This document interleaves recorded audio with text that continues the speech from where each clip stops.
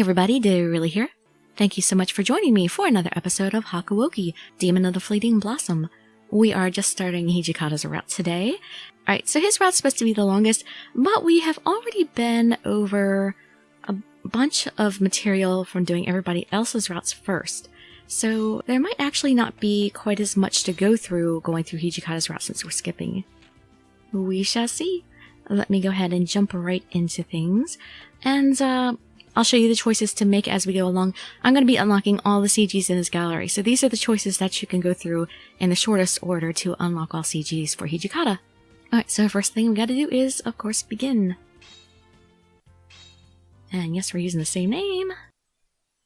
And yes, we will skip the prologue. Whoops. Keep getting the controls mixed up with the Japanese controls. Chapter 1. Find a way to escape to no avail. There is no escaping the Shinsengumi. And run for it, which also does not work. And staying put, nothing shall move me from this spot. And this is the first time we've chosen this option, so we'll actually have new stuff to read here. If I was honest, staying in the room was awfully boring. No, you need to follow Hijikata's orders, Chizuru. Talk to yourself. I shook my head to clear it and tried to forget about temptation. I didn't want to cause any more trouble than I already had. The consequences would not be good. I looked around the room feeling somewhat forlorn. It was a very nice room, but it was almost completely empty. Not uncomfortable per se, but not comfortable either. And there was nothing with which I might make the time pass. And here I thought I had gotten used to doing nothing. My father's business had taken him out of the house frequently, sometimes for days at a time, and so I spent a good deal of time home on my own. Yeah, but you had lots of books and stuff there to keep you company. This isn't quite the same, though. Back then, I always knew he'd be back eventually. Waiting for someone you knew would return, and waiting for what you didn't quite know, are two very different things. When will I be able to start looking for father again, I wonder? I let out another frustrated sigh. Footsteps. Is that you, Okita? Oh, nope. It's Kondo! Yukimura, I've been looking for you. I didn't think you'd be here. Where else would I be? It's my room. I'm kind of sequestered here. Kondo smiled brilliantly at me as he stepped into the room, a tray in one hand. I'm sorry? I wasn't sure what to make of his words, so instead I gave him an awkward sort of bow. He stepped further into the room, still smiling, then paused and gave me an odd look. Wait a moment. Is this your room? Did they tell you nothing, even though you're the boss here? Until then, I hadn't thought about it, but since they brought me in, this was the first time I'd seen Kondo. For now, yes. The moment the words were out of my mouth, his eyes went wide. What? Oh, no! Then I barged into a woman's room without announcing myself. Oh, how improper of you. How could you, Kondo? Eek! Get out! Oh, no, it's fine. I gestured at the rest of the room as he took a step back toward the door. After all, it isn't as though there's anything here I wouldn't want you to see. I wasn't changing or anything. He still seemed unsure, so I beckoned for him to come back in. We decided you would be Toshi's page, so I assumed your room would be next to his. Hijikata had, of course, failed to tell Kondo that I had yet to be made a page. I wasn't surprised. It wasn't too hard to see what was going on. That Hijikata's the real boss here. I'm not really prepared to entertain, but you're welcome to come in if you'd like. An official invitation seemed to dispel most of his concern, and his smile creased his face again. Oh no, you needn't feel nervous around me. While you're here, you're a guest of the Shinsengumi. With that, he placed the tray on the floor between us. This is... As I looked down at the tray, I could barely stifle a sudden squeal of delighted excitement. Kondo coughed, doing his best to look nonchalant. Were you trying to impress me? Do you, like sweets? I found some of these in the cupboard and I thought... Sure, you just found them in the cupboard. I do. In fact, I like these especially. Some of the tension left his face, and he grinned at me. On the plate, he had arranged several colorful candies and a cup of warm green tea. So, what do you think? If you'd like to have some, go ahead. He looked right at me and smiled hopefully, as if to say, I hope you like them. Thank you very much. Oh, that's kind of sad because it seems like he really wants to make me happy, but he's not even an option in Kyoto Winds. Poor Kondo. I reached out cautiously and took one of the candies. It had been a while since I'd had any sweets. Something about the small, colorful candy seemed so adorable that I couldn't help but smile. Kondo didn't laugh at my admittedly childish reaction. Instead, he just smiled warmly. Oh yes, I've heard you haven't been allowed to go outside. That's true. I could see his brows draw together in concern. There's no point in rushing it, though. If I ran off without their permission, I'd almost certainly cause problems for the men who'd promised to help me. For the time being, I would simply have to be patient. I know how he appears, but Toshi is the sort of man who can't help but care for others. Hijikata? Caring? That didn't seem right.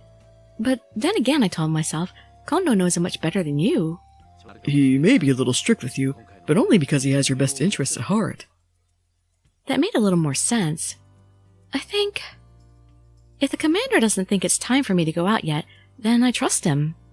I hadn't spent much time with him, but it wasn't hard to see that Hijikata was no fool. He was intimidating, of course, but he was a good person. I'll speak with Toshi. You're bored, I know, but I have to ask you to hang on a little longer. Can you get me a book, at least? Something? Alright, thank you. He hadn't done much, to be honest, but Kondo's visit had cheered me greatly. I suppose I was rather easily pleased if an afternoon with warm tea was all it took to make me happy. Well, that's good. It's good if it's easy to make you happy.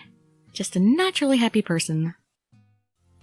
And this time we remain in the compound. Stay with Hijikata, don't let him out of your sights, and we'll have new text this time. The prospect of being alone with him was rather frightening, but for reasons I still don't understand, I decided to go with Hijikata. I don't understand my own reasons, but I decided to anyway. We were quiet for a while. I felt like I should say something, but I wasn't sure what. Instead, I kept quiet. After a moment, he glanced down at me. Good job with that message. I think it might have given us the advantage we need. Oh, praise from Hijikata. I never thought Hijikata, of all people, would praise me for anything. My heart fluttered momentarily in my chest. Still, what did he mean by advantage? If the battle at Ikeda Inn had already begun, it didn't seem like we had much of an advantage at all. We stepped out from the alley and onto the central avenue. Hijikata? Why are we out here on the street? What kind of man tries to hide all the time? Ninjas? I blinked, not sure what to make of that, when... Yamazaki appeared behind us without making a sound. That's his job, man! Yamazaki, you're safe! He didn't seem to have been hurt at all, thank goodness. Yamazaki's eyes slid to me for a moment, then back to Hijikata. You're already aware of the situation at Ikeda, I assume. Colonel Sanan ordered me to notify the Aizu and the Judiciary Commissioner, but... Hijikata simply nodded. Yeah, I'll have new orders for you in a few minutes. Stick close for now. He lifted his chin a fraction of an inch, and something in his voice changed almost imperceptibly. Your commander needs to go have a word with a bunch of useless bastards. Deep in his cold eyes, I saw a spark of anger. No sooner were the words out of his mouth than they appeared, line after line of government soldiers marching toward us. There were hundreds of them, even marching abreast across the entire width of the street. They were several rows deep. Now I understand why Hijikata had taken us out into the street. The government force would never have fit through the back alleys, and we would never have seen them. There was something about their march, so seemingly slow and unconcerned, that lit the fires of anger in my own eyes. But the rest of the men are still fighting at the inn! The Shinsengumi had only a few soldiers able to fight, but even so they were risking their lives for the safety of Kyoto. Didn't these government men have the same responsibility? Why weren't they rushing to help the Shinsengumi at the inn? Perhaps my anger was more obvious than I realized, because Hijikata gave a snort of laughter. Don't worry. I'll make sure they don't screw us. With that, he stepped forward into the very middle of the street, directly in front of the advancing soldiers. He did nothing more than move a few feet and turn to face them, but there was such an authority in his movements that he could have easily been at the head of an army. The Shinsengumi are currently conducting an official investigation of the Ikeda Inn. You will not interfere. You will not enter the Ikeda Inn. Even I could see that government men were going to protest Hijikata's proclamation when Yamazaki leaned over and whispered something to me. If we let these men walk into that inn, then they'll take credit for subduing the Choshu threat. What? How could they? After all the Shinsengumi had done, it just didn't seem fair. It's not. That's why Hijikata's doing this. But it's the men of the Shinsengumi who are risking their lives. Yamazaki simply looked away. Then you see now how little respect they have for the Shinsengumi. If we allowed them into the inn, Yamazaki told me, then they would undoubtedly play up their own role. In fact, they would likely entirely omit the fact that the Shinsengumi had been first on the scene. That was why the commander was making sure to keep them out. At last, I understood what Hijikata had meant earlier when he spoke of an advantage. But we must... You really think you can fit all these men in there? The best you'll be able to do is surround it. Unless you really want to send them in there to die. There's a fight going on, you know. If you value the lives of your men, I suggest you stay put. Oof. Hijikata's tone, as much as his words, left no room for argument. Until the battle ended, he stood his ground and not a single man challenged him. And here we went to come. The question was, where would I go? To Mount Tenno, because we're following around Hijikata like a little puppy dog. There was no question. I would go with Hijikata and chase after Ronin heading for Mount Tenno. Even carrying both the katana and wakizashi, the Shinsengumi soldiers moved at a rapid pace. It was hard for me to keep up, and I was beginning to run short of breath when I saw... someone. He was standing in front of us, but shadows obscured his face and clothes. Still, I could sense something strange about him. Hijikata seemed to sense it too, and he motioned for the men to halt. The Shinsengumi stopped, save for one man, who was either too excited or too foolish to heed the commissioner. Foolish man! I saw the momentary flash of steel as the man cried out.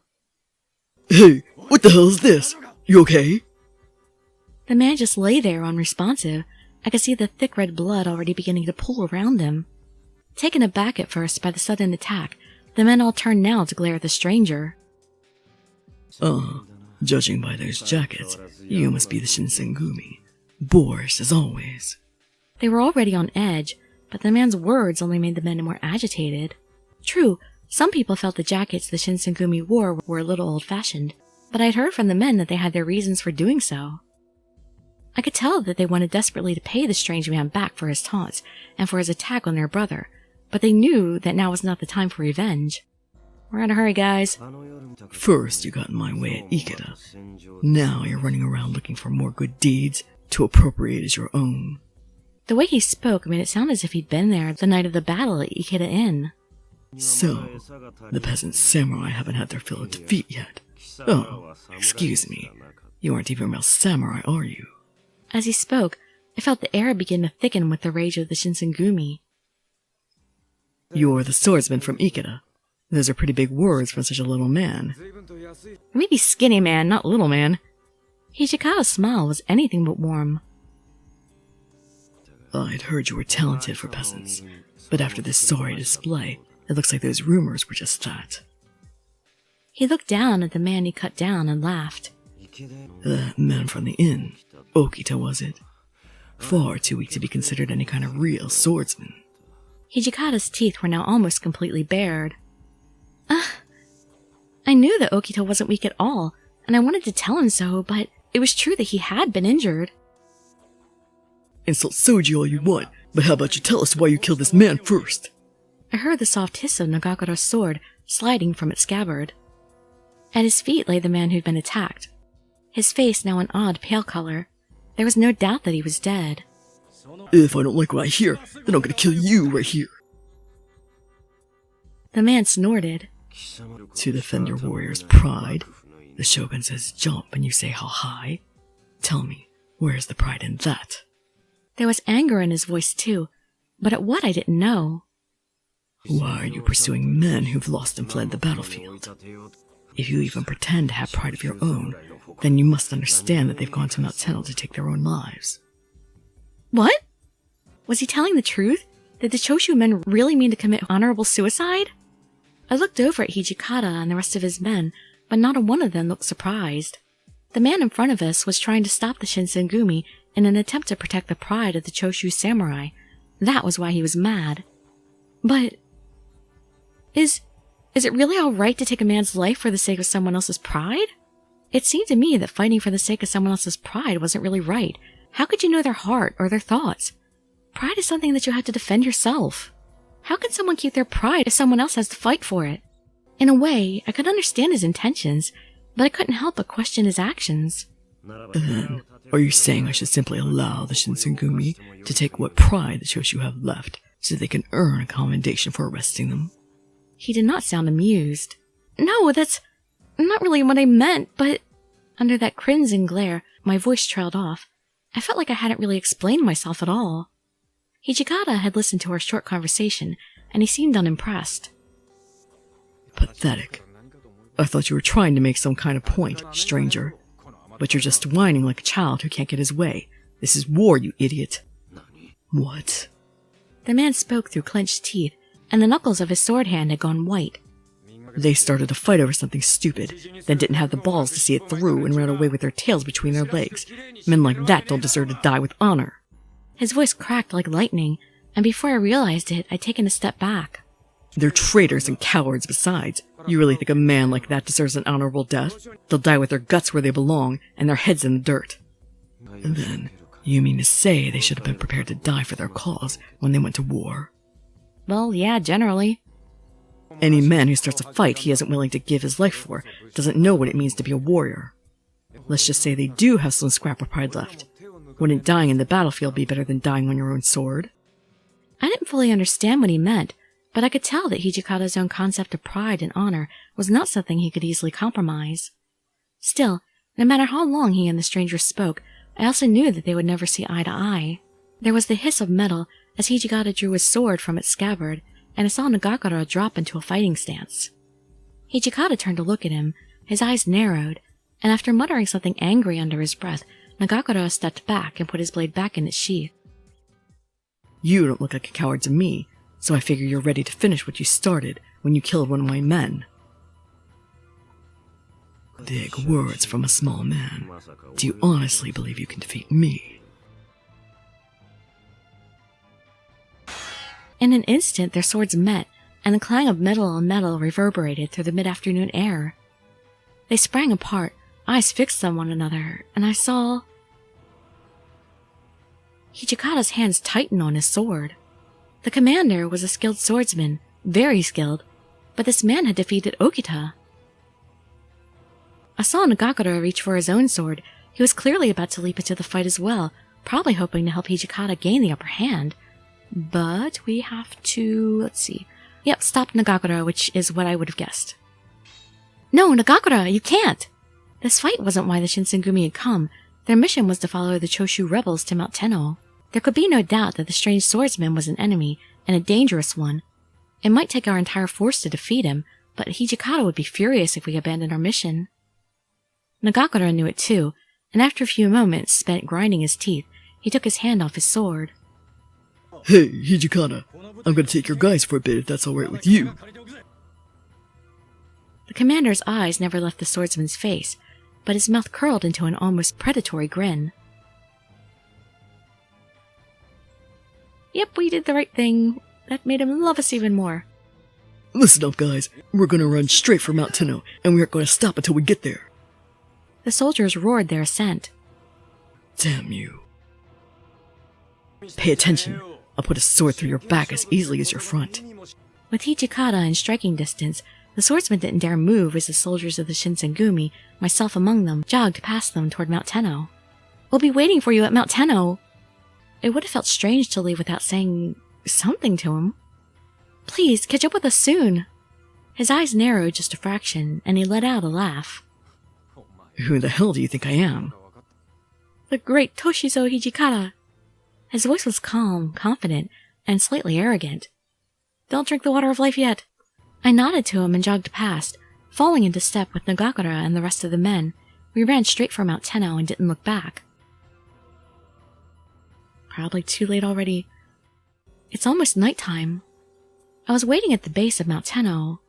Nagakura had led most of the men further up in search of the Choshu rebels, but a few had been left at the bottom. In the unlikely event that any of the Choshu came this way, I'd stayed with them. It'll be alright. They'll be back soon, I'm sure of it. How many times had we done that, I wondered. Every time I seemed down, Shimada was there to cheer me up. Do you really think so? I couldn't get Hijikata out of my head. We'd left him behind, fighting an opponent we knew nothing about. It was all too easy to imagine that the worst had happened. I hope he's safe. No sooner were the words out of my mouth than a shadow appeared in the dirt road in front of me. Ah! The shadow stepped toward us and into the light. Hijikata! He was all right. I felt tears spring to my eyes and shoved them away with the back of my hand. Glad to see you're safe, Commander. Doesn't look like you've been injured. Good work. Shimada was right. Hijikata was without a scratch, but even so his face was dark. Did you drink the water of life during that battle? I'd hoped we'd have a real fight, but we'd barely started when the Satsuma stuck their noses in. Ah. What were the Satsuma doing there? His name's Chikage Kazuma, since he's part of the Satsuma. But if he's part of the Satsuma domain, hadn't they helped the Aizu drive off the Choshu? Then why had Kazuma tried to stop the Shinsengumi? I frowned. Something wasn't right. Does that mean he disobeyed orders? Kazuma, I mean. Probably. The men who broke up our fight seemed like they didn't know what the hell he was up to, either. For whatever reason, I don't think they could push him around. He must be pretty important. From what Hijikata had said, Kazuma was certainly a skilled, powerful warrior, but I couldn't shake the feeling that there was more to it than that. When Hijikata spoke next, his voice was bitter. He's a lazy son of a bitch, with enough money or influence to do whatever the hell he feels like. He doesn't give a crap about honor or pride. There wasn't anything Shimada or I could really say in response to that, so we fell silent. Before Hijikata could continue, we heard the sound of men approaching, and Nagakura appeared, the bulk of our detachment trailing behind him.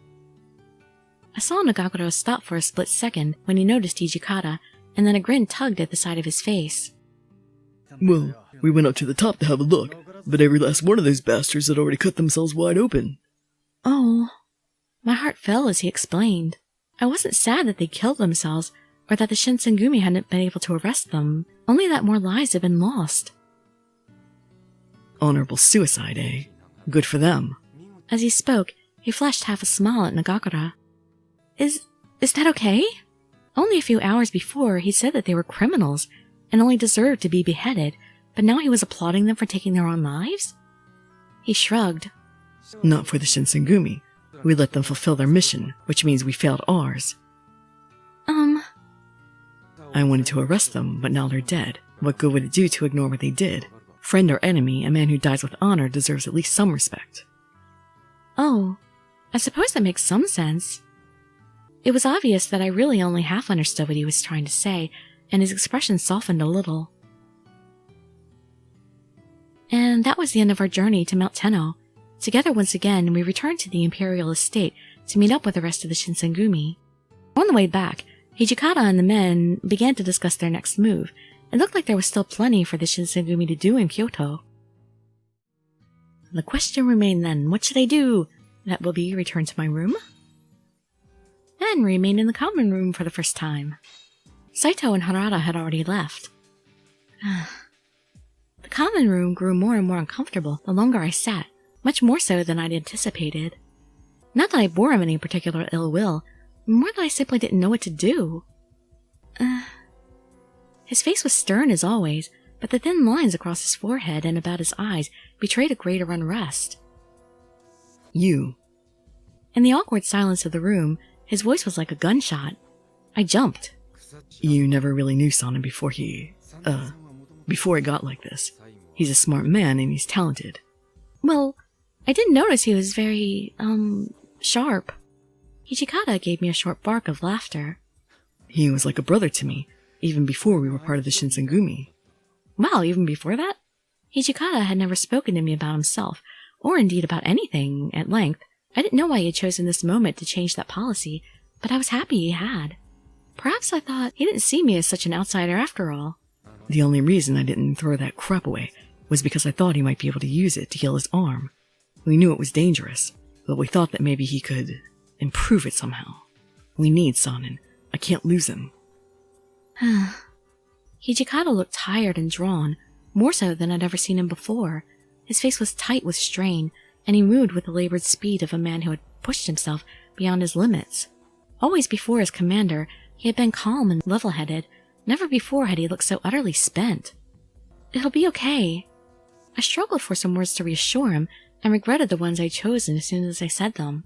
How could I stay quiet, though, when he was in so much pain? I'm sure Sanan will be all right. The lines in his face softened, but only slightly. He's got a strong spirit. I just hope it's strong enough. Now we want to remain here. And this time I'm reaching for my sword. Let's do something proactive. I wrapped my fingers around the haft of my kodachi and looked at Kazuma. There had to be something I could do. Get out of here, you idiot. He'll tear you apart. Yamazaki, keep her out of this. Hijikata edged sideways, putting himself more firmly between Kazuma and myself. The other man glared at him, his mouth thinning to a tight line. Desperate peasants. I suppose you take some joy in impeding us. Says the pot to the kettle. That reminds me, I haven't paid you back for the men you killed at Hamaguri, have I? The air between them fairly hummed with tension. Apart though I was, I could still feel their intensity. It was hard to breathe. 2 more steps and they would be within the reach of one another's swords. You wish to kill me and put my body as an offering on the grave of the man you lost? Don't be an idiot. I'd rather send you to apologize to him in person. 1 more step. It began so fast that I heard Hijikata's sword slither from its scabbard in the same instant that I heard it strike Kazuma's blade. The 2 swords ground against one another, screaming in protest. Even from a distance away I felt the impact when they'd met, but Kazuma seemed unfazed. Hijikata's eyes flicked toward me, and his hands tightened on his sword. What the hell do you want with this kid anyway? Chizuru is too much for you. We've come to take her off your hands. Quite simple. And just what's that supposed to mean? Their blades shuddered and danced, too fast for my eyes to follow. All I could catch was the flicker of movement as the moonlight caught them, and the flash of sparks when they met. They leapt at each other, blades flashing, and met for a moment. The 2 men sprang away, circled, then leapt forward again. The clipped strands of Kazuma's hair drifted away on a cool evening breeze. I see. There were no signs of fear on his face. Instead, I saw what I thought was perhaps the tiniest flicker of respect. He lowered his sword. What the hell is this? Skipping. And once again I have to snub poor Okita. His illness is not my business. This time the thing that concerns me most is the demons. And now I'm most worried about the notice board. And here I feel complicated because I don't want to admit to myself that I don't like Kimigiku flirting with Hijikata. To be honest, I wasn't quite sure what to feel. I hadn't gotten in Harada's way, of course. There was no way I could have. But I felt bad. We're talking about when we ran into my double. Someone who looked just like me had made things more difficult for the Shinsengumi. I didn't know who she was, but our shared appearance made me feel responsible somehow. Who was this strange girl? You worried about what Sana said? Oh, yes, I am. I was wondering how someone could look just like me. Maybe you got possessed. Whenever you're sleeping, a restless spirit takes over your body, and you wander the streets of Kyoto, totally oblivious. Do you really think this would happen? Maybe he was right. Maybe I was the culprit. I was puzzling that over in my head when he burst into peals of laughter. Oh man, I'm just joking, kid. People don't really get possessed. What? You were kidding? His laughter grew even louder, and I watched with flustered indignation as he wiped a tear from his eye. Oh man, I'm sorry. Seriously though, just think about what Sana said for a minute. You remember that girl we met on patrol with Heisuke? The one who looked just like you? Oh, of course. The girl that Okita had said I bore a striking resemblance to. I'd almost forgotten about her. Her name was Kaoru, and she's not a she. Do you think that she was the one who kept Harada from capturing all the Tosa men? Well, I can't say for sure. Well, it seems a lot more likely than there being a third girl in Kyoto who looks just like you. But she was just a normal girl. She didn't look like the kind of person who would try to sabotage the Shinsengumi. Haven't you ever heard you can't judge a book by its cover? Maybe she just wanted you to think that. There's no way to know what she may be capable of. Besides, there isn't a person in Kyoto who doesn't know what that board represents. There was no doubt in his voice. What would you do if the girl was the same one who Harada saw? Oh, you already know the answer to that, don't you? Kill her? Kill her, of course. That's his answer to everything. You know that by now, Chizuru. She might be a girl, but an enemy's an enemy. He was right. I had known he would choose to kill her, but to actually hear the cold finality of his words. I need to go use the, facilities. I couldn't bear to stay in that room for any longer. Were the girl we'd seen and the one who interrupted Harada one and the same? If she was interfering with the Shinsengumi on purpose, did that mean she was an imperialist? Or was she simply doing it for her own enjoyment? After all, there wasn't a person in Kyoto who didn't know the name of the Shinsengumi. She had to know what would happen to her if she challenged them. There you are. I'd wondered where you went off to. Something wrong? The food not to your liking? I don't like you flirting with that geisha. No, it's wonderful. The food, I mean. It's something else. You're worried about the girl Harada saw. There was no hiding my thoughts from him, it seemed. Don't worry about it, alright? Anybody messes with us, and I'll make sure they pay for it, one way or another. His words were as curt as always, of course, but I felt like I could sense a certain kindness beneath them. In his own way, he seemed to care about my feelings. Of course, thanks. I could feel my tension begin to dissipate. Without a word, he moved over next to me and sat down. Oh, how beautiful. And you know what? Actually, on that note, we're going to end this video, and we can use this picture as the thumbnail for the next one, because we'll start off with this. Alright, so I think with all the skipping, even that should still be enough. So I hope to see you on my next video along Hijikata's path, or in some of my other videos, and I'd be so grateful for any likes, comments, subscriptions, or shares with your friends to show some support. Thank you so much for joining me, and I wish you all health, happiness, and safety. Dirili signing out. Bye bye, everybody.